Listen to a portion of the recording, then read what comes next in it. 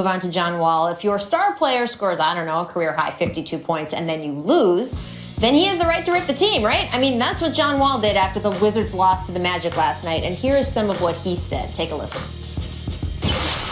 They're just playing hard. And our job is to wake up and just play hard. I mean, before you made it to the NBA or got any college scholarships, you played hard every day to get to where you wanted to. And to still be talking about playing hard, that's something that you should be able just to do waking up. You like that? First off, I really appreciate John always being honest. Mm-hmm. Two, I'm getting the sense that he's starting to wonder whether this Wizards organization can be the best for him. Right. His contract is coming up. He's now the third highest paid player on the team. And it's a gulf. And see, 2 years ago, they were really a wrist injury of his away from getting to the conference finals, and I believe that. I was covering that series. I think they could have been in the conference finals. They've been nothing but regressing. The roster moves that Ernie Grunfeld has made, whether it's his fault or not, have not worked. Jan Mahimni, their big free agent addition in the offseason, has a knee injury now. So John Wall, I think, yes, he's upset about last night, but he's upset about the whole picture of what he thinks is backwards in Washington. They're not getting any buzz. He doesn't have a shoe deal. There's entire sections at the arena that are empty. He is not happy with the direction of the franchise. He's practically saying it. And the Wizards have to get things in order today because they need to play better. But they got to worry about John Wall long term. And when you spend this much effort and you don't see the result, we saw a smaller version of that from Karl Anthony Towns last week when he had his huge game and they still couldn't win. These guys get frustrated. They're only human, so you need to let that out. We have to take a quick break, but first, here's our distant replay. It's actually not that distant. It's from last year, but it's so good, so you got to check it out. Redick broken up by Rubio, and Garnett running. Derrick James. It might be his best play of the year. It might be his best play of the entire year when it's all said and done. That was his last dunk. That's it. You may remember last month when Phil claimed that LeBron demanded special treatment so he could spend extra time hanging out with his posse. LeBron took a lot of exception to that, as did the guys around him, who, by the way, run several multi-million-dollar businesses and are hardly hangers-on. And apparently, no wounds have healed since then. When asked about Phil this week, LeBron didn't back down, saying he had no interest in sitting down with Jackson to talk all this out. And Phil apparently not in a conciliatory mood either. In an appearance on CBS Sportsnet just last night, Jackson very specifically did not apologize and also said he had no intention of seeking LeBron out for a chat. He said, no, it's water under the bridge. I don't think there was anybody hurt or harmed in this situation. I think LeBron's friend obviously had an issue with it, so we just let it go. It's not enough to talk about it.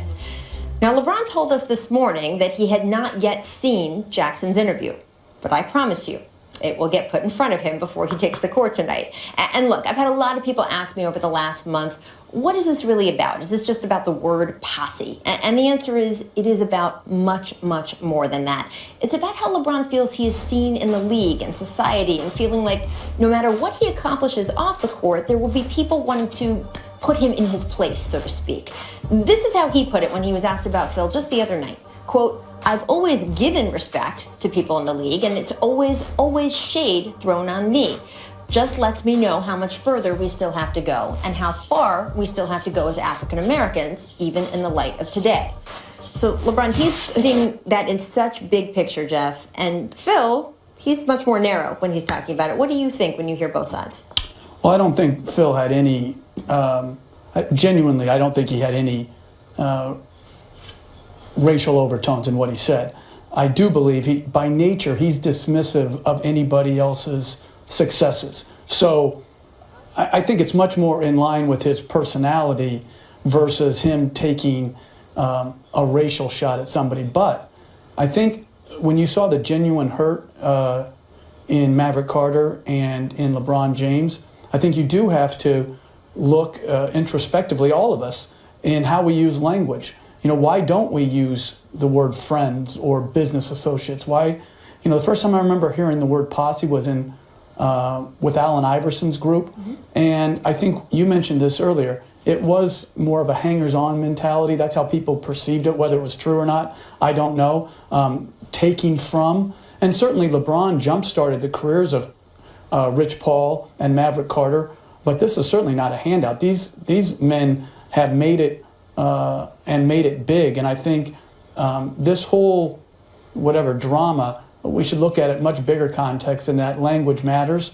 And, you have to be very careful about what you say. Something that is innocuous to you means a great deal to somebody else. And that's, listen, I had to learn, I listened to myself I've probably thrown that word out as well. And it's not right. Your brother was very open about the fact that he said, I've used it in the past, and I had to think about the fact that I've only used it when talking about black players, and I'm going to stop using it, or I have stopped using it.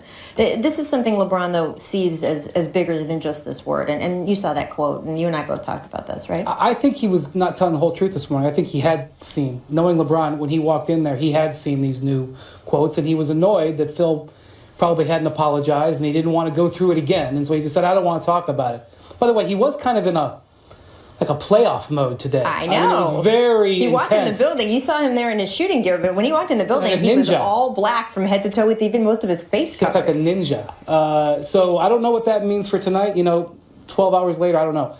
But look, LeBron was strategic here in doing this. He saw Phil as totally exposed, and he popped him in the nose. And Phil ends up on the back of the tabloids, and LeBron won this battle. And so if I were Phil, I wouldn't want to relitigate it either. And LeBron already has his victory. He's made his public relations statement. Now he gets to make a statement on the court, and I think that's what we'll remember more than anything. Yeah, we were showing the clips of him at the Garden. He knows how to score points there, so I think he will be looking to do that tonight. I do want to talk about another subject Phil hit in his interview with CBS Sports, Carmelo. Melo dropped 35 points last night, win over the Heat, leading the Knicks to their 4th straight win, but Jackson would still like him to incorporate more of the triangle offense. Yeah, you were going to hear that triangle word. Phil said, quote, Melo can play that role that Michael Jordan and Kobe Bryant played. That's a perfect spot for him. The only problem, Phil added, is that Melo is still holding on to the ball too long. Phil said that Melo still holds it 4 or 5 seconds. He would like him to hold it for 2 seconds. Coach, I know you've heard this all before. What are your thoughts on this? Well, they don't even run the triangle very often, so I'm not sure what the debate is. I think, listen, Phil Jackson, I don't think needs to apologize or try to legitimize this offense. He won and won huge with it, and he's a great, great basketball coach. There are many different ways to win, and I think Jeff Hornacek has tried to find the right blend. Carmelo Anthony's a certain player. Some players have to find a rhythm through holding the ball. I think in general, ball movement's important, but what they're trying to do with him is get him the ball in his spots so he can go to work and take advantage of his best strengths. I really don't compare it to a Jordan or a Bryant. I wish those guys would have moved the ball a little bit more against our teams instead of shooting all the time and beating us. But, listen, there's always going to be this pull. It seems like they're still fighting. Should they run the triangle? How much should they run the triangle? Is the triangle still relevant? And good offense is always relevant. You can run a lot of different systems to win. Jeff Hornacek has to run what he feels is best for his team. And I give credit to Phil in that even though he wants to talk a lot about the triangle, he's not demanding that he run it and run it. He's awfully demanding in the way he talks about it. Now, let's say you were the coach of the Knicks. It shouldn't be too hard. And let's say you're preparing your team, for a game, and all of a sudden you hear your boss giving interviews talking about your lead player. He uses coded language again. He called him a ball hog. That's essentially what he called him. And by the way, I think Melo does. I'm not a coach, but I think Melo does hog the ball at times. But he's also been extremely successful. He's been playing the same way for 14 years. He's an isolation player. We know who Carmelo Anthony He's going to be an is, isolation player till his last day in the league. He's never loved the triangle, but I don't think Phil is being helpful. And I don't know how you'd feel if you were the coach about him giving these interviews. Now, look, please keep doing it. He gives us fodder. We need it. They have a show every day. But I don't think Phil's helping by giving these interviews, talking about what his player and his coach essentially should be doing. Well, listen, Jeff Hornacek's done a good job. Think about all the potential pitfalls they've had so far. Rose's trial, missing training camp. Noah hasn't been what they thought. Is Carmelo taking away from Porzingis? And I think Jeff Hornacek has put it together extremely well, and they're playing well, and they're getting better. And so, to answer your point, I think as a organization, you have to speak in one voice as much as you can. I think Miami has perfected that. San Antonio has perfected it, where they're all speaking the same language with the same goals. And in this situation, I think, again, there is this innate pressure, I think, for the talk always to be about the triangle. And what they should be talking about is when they guard well, they win.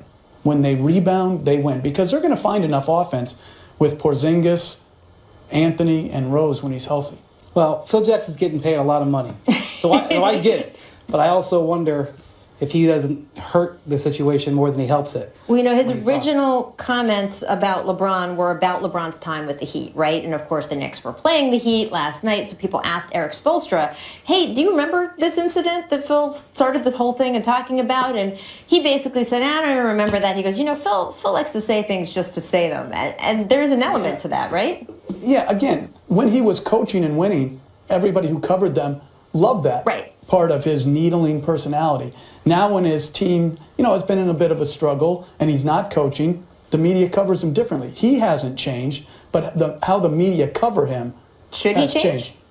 I think you're always looking to change for whatever is better for your team, but I just think a lot of this is about how he's being covered versus him doing something radically different. But this idea of special treatment, can we get real? Okay, I mean, LeBron, Michael Jordan got like he wasn't always in on the pregame talks.